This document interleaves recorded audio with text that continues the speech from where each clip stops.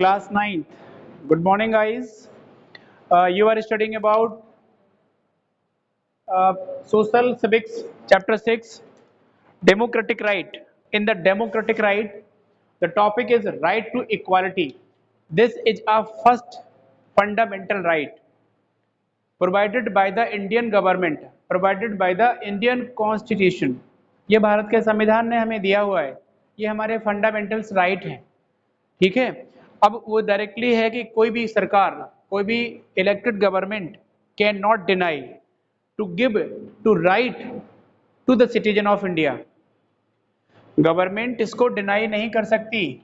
ये कह रहा है कि government can not deny,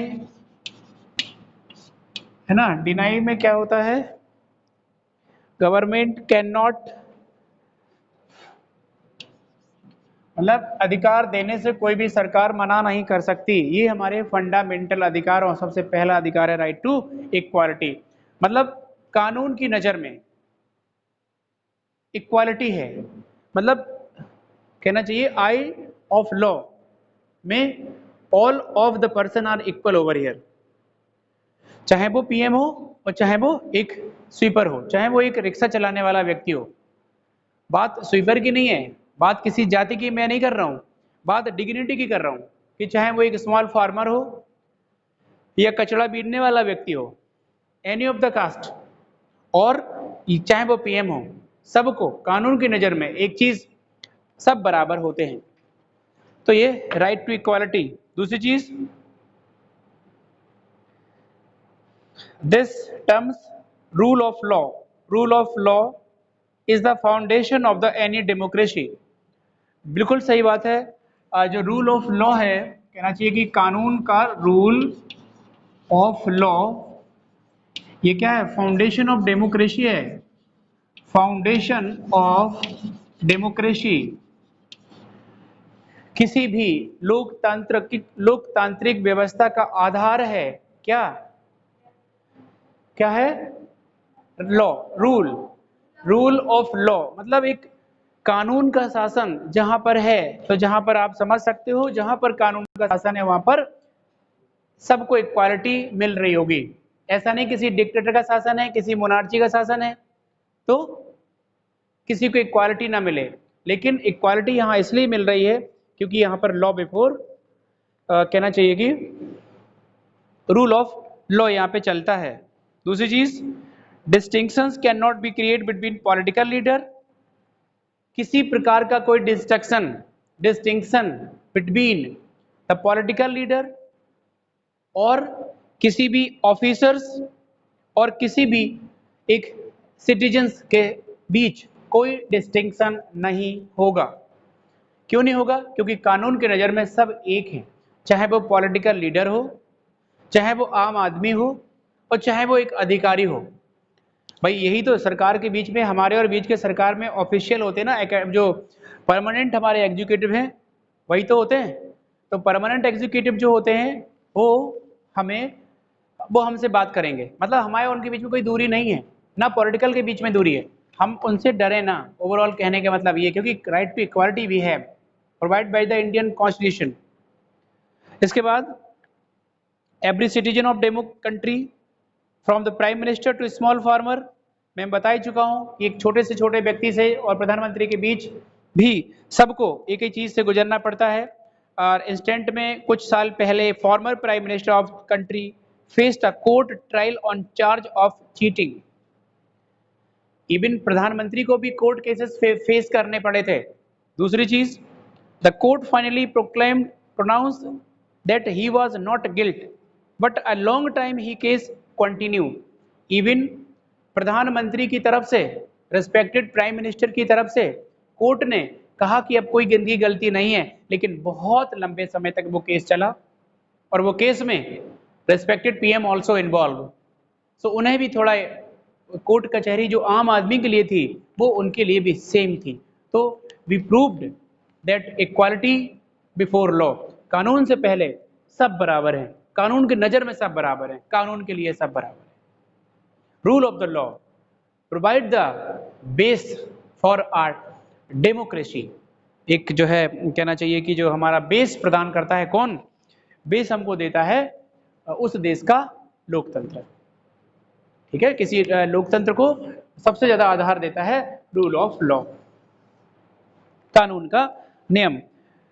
fundamental position is further certified the constitution bye pointing out some implementation of the right to equality, discrimination by the government on ground of the religion। सुनिए, इसके साथ साथ एक चीज और है कि गवर्नमेंट किसी भी व्यक्ति को on the ground of religious, ये देखिए, गवर्नमेंट ऑन द ग्राउंड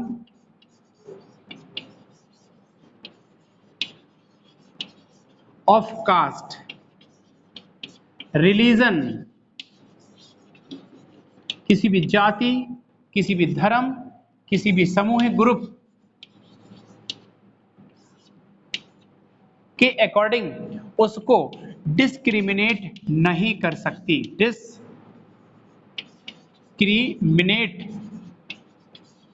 नहीं कर सकती। नो, नॉट नो, ऐसा पहले लिख लो कि सरकार को अधिकार नहीं है किसी भी व्यक्ति को रिलीजियस ग्राउंड पे, किसी भी व्यक्ति को उसके धर्म या उसके जाति के आधार पे उसे शर्मिंदा किया जाए या उसे ऐसी बात बोली जाए, क्योंकि हमारा कौन सा देश है, सेकुलरिज्म कंट्री है हमारे पास। We having a secularism country. Stop the camera, वे बंद कर।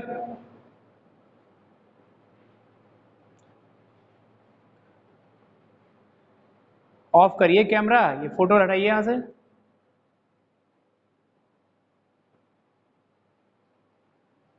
दूसरी चीज, तो मतलब कोई भी गवर्नमेंट जो है डिस्क्रिमिनेशन का मतलब होता है कोई भी जो है गवर्नमेंट डिस्क्रिमिनेट नहीं कर सकती।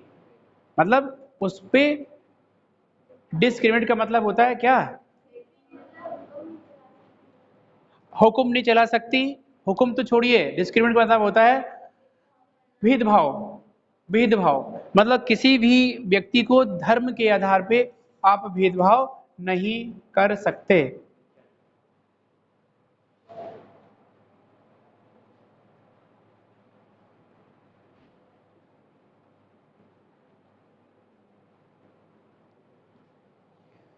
Second things, every citizens initial to have access to public place like shop, restaurant।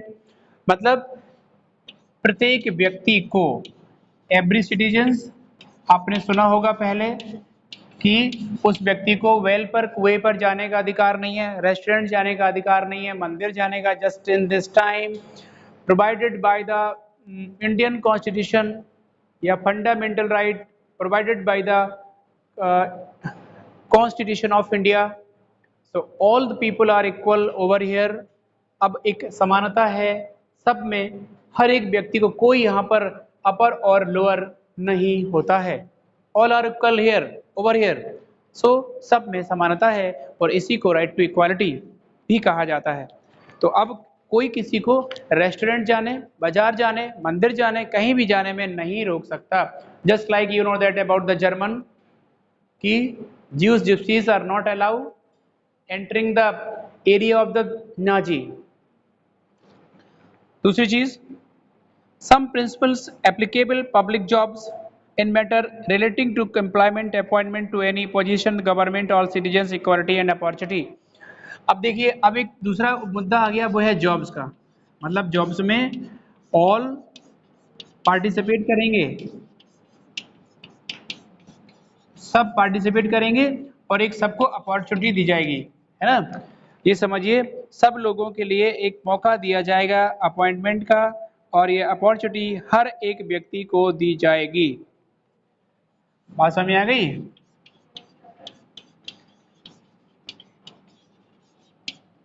ये सबको मौका, पूरे सिटीजन्स को, all these citizen of India given a chance, given a opportunity from the government for selecting any of the post or a government job। यहाँ पर किसी particular व्यक्ति, particular group या पर्टिकुलर जाति के लोग या पर्टिकुलर समाज के लोग या पर्टिकुलर रीजन्स के लोग ही नहीं बल्कि भारत के समस्त नागरिक ये सब करेंगे। क्या ये सब का मतलब इन सब में पार्टिसिपेट करेंगे नौकरियों में। इसके साथ और इतना ही नहीं, इसमें कहना चाहिए कि SC ST OBC other backward classes को भी बराबर का मौका दिया, बराबर का मतलब है इन्हें भी रिजर्व्ड किया गया है। जो कहना चाहिए कि सोशली इकोनॉमिकली बैकवर्ड क्लास के लोग हैं उनको भी यहाँ पर मौका दिया गया है नौकरियों में। ऐसा नहीं है कि साहब किसी पर्टिकुलर की जो रोड के किनारे झुग्गी बना के रहता है उसको मौका नहीं है उनकी भी कुछ परसेंट 2% सीट है उनकी भी जाती हैं जिन्हें हम जो है उनको भी मौका देते हैं नौकरियों में। तो इस तरीके से हम इनको मौका दें, ये हमारा पहला अधिकार है, right to equality. Principle non discrimination extend to social life as well. और प्रिंसिपल ऑफ द कॉन्स्टिट्यूशन जो हमारा संविधान है उसका ये सिद्धांत है कि सबसे बड़ी चीज है कि हम डिस्क्रिमिनेशन को रोकते हैं, किसी भी आधार पे उसका किसी भी समाज का भेदभाव नहीं होने देते हैं। स्टॉप द डिस्क्रिमिनेशन, है ना, by the government, by the people. लोगों के द्वारा जो डिस्क्रिमिनेशन होता है, इट मीन्स डिस्क्रिमिनेशन का मतलब है कि कोई समाज किसी पर हावी हो जाती, कोई मेजर ग्रुप स्मॉल ग्रुप पे हावी होता, इस चीज को भी हम रोकते हैं। कहने का मतलब है मेजॉरिटी जो है वो कभी भी वो नहीं कर सकती, ये कह लो कि माइनॉरिटी को नुकसान नहीं पहुंचाती। ठीक है, माइनॉरिटी माइनॉरिटी को नुकसान नहीं पहुंचाएगी। यह अधिकार है माइनॉरिटी को कि अपने अधिकारों के खिलाफ लड़ाई करे, अपने अधिकारों के खिलाफ जाए। ठीक है, तो ये अधिकार जो है दिया गया है सरकार, ये अधिकार कॉन्स्टिट्यूशन ने दिया है लोगों को। ठीक है, दूसरी चीज अब आ जाओ right to freedom. Second right, right to freedom.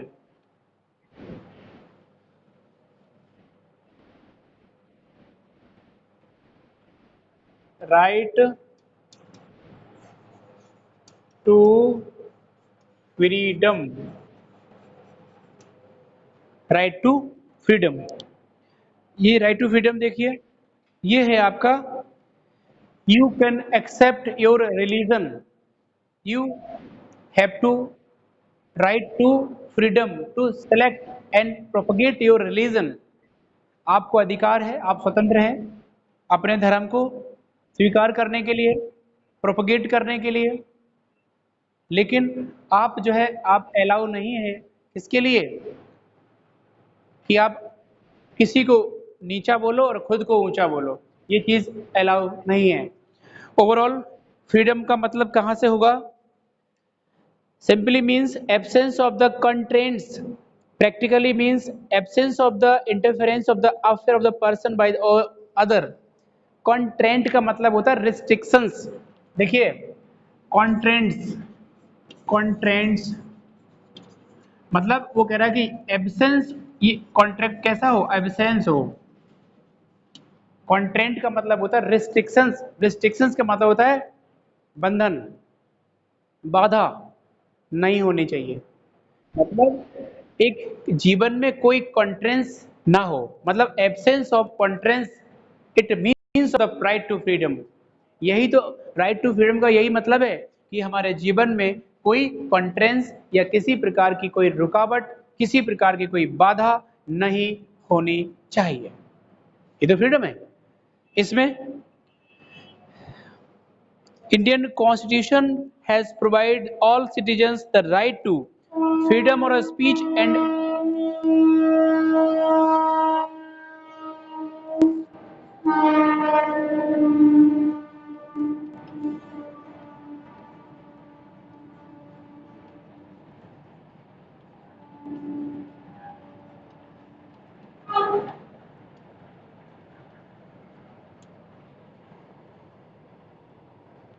Freedom और स्पीच एंड एक्सप्रेशन,